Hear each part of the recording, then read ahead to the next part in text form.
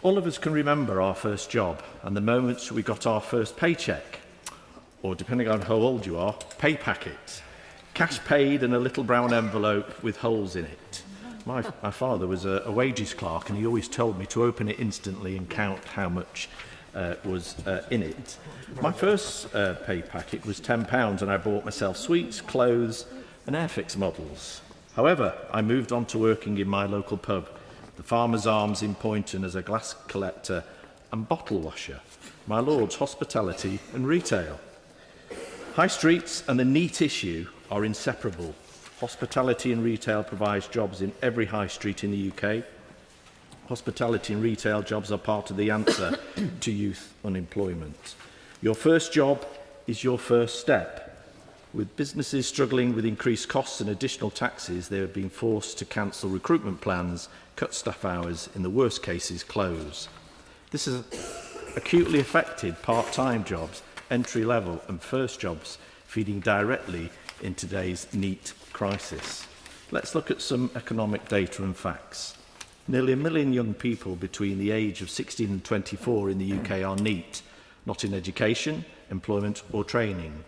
This is 1 in 8 young people. At the end of 2025, it was registered as 957,000 young people. If they formed a city, it would be the 3rd largest in the UK, larger than cities like Leeds, Glasgow and Cardiff. This is a long-term issue, as the NEET rate has only fallen below 10% in 25 years. During the COVID-19 pandemic, but at the end of 2024, it reached the highest level in a decade at 13.2%. The UK has a higher than average rate of young adults who are NEETs compared to similar countries in the EU and the OECD. The EU average for 15 to 24-year-olds was 9% NEET. The UK used to be around the EU average. Now only Romania has a higher NEET rate. France has a similar NEET rate when it entered the COVID pandemic in 2020, but it is now lower. Denmark's NEET rate for 15 to 24-year-olds is 8.4%. The Netherlands is currently around 4.1%. The UK has gone from being average to being an outlier. In the early 2010s, most NEET young people were unemployed, seeking employment and ready to start. Now, only 43% are. The other 57% are economically inactive. This is most driven by an increase in inactivity amongst men since the COVID pandemic. 6 in 10 NEET young people today have never had a job, going up from 4 in 10 in 2005. The duration that a young person is NEET makes a big difference on returning to employment. 65% of those who are NEET for less than a year return to employment the following year. Only 25% of those who are NEET for more than a year do so. Whilst there are 7 million more jobs in the UK than in 2000, the number of workers who are under 25 has fallen. Young people have gone from making up 1 in 7 workers to 1 in 9.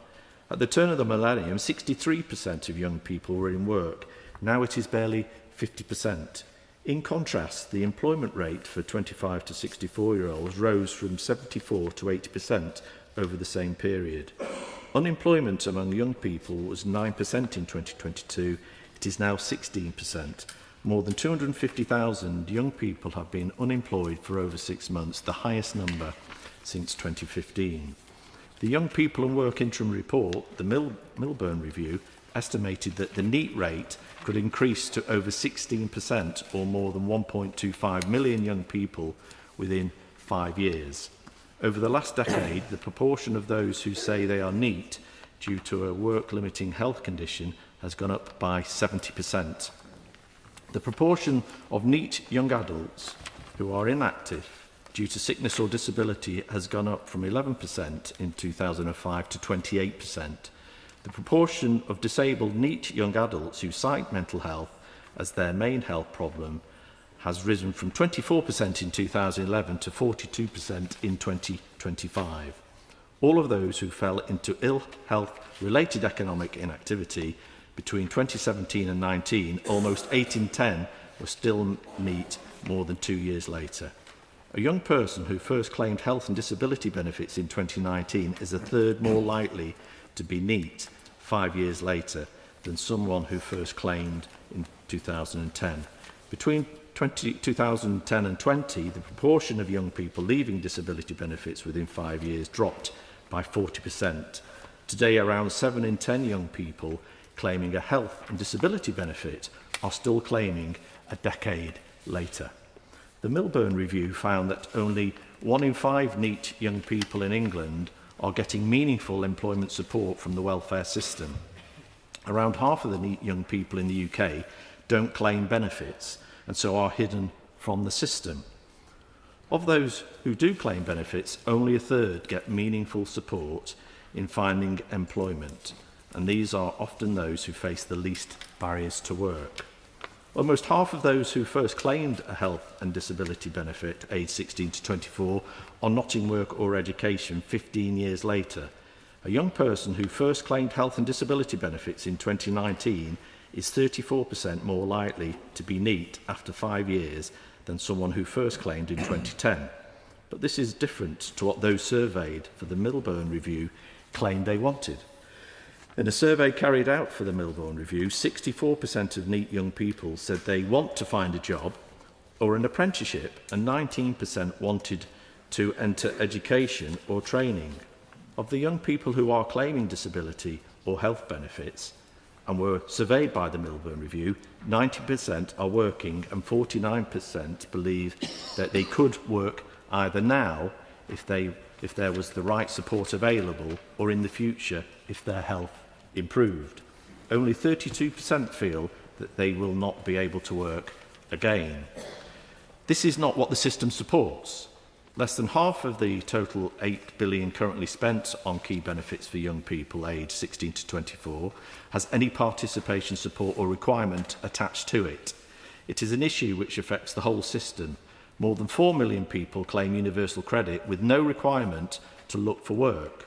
In 2024-25, DWP spent less than £2 billion funding employment support programmes for young people, plus a share of the £1.4 billion spent on job centres which support all ages. The Milburn Review estimated that in 2024-25, £25 was spent on benefits for young people for every one on employment support for young people.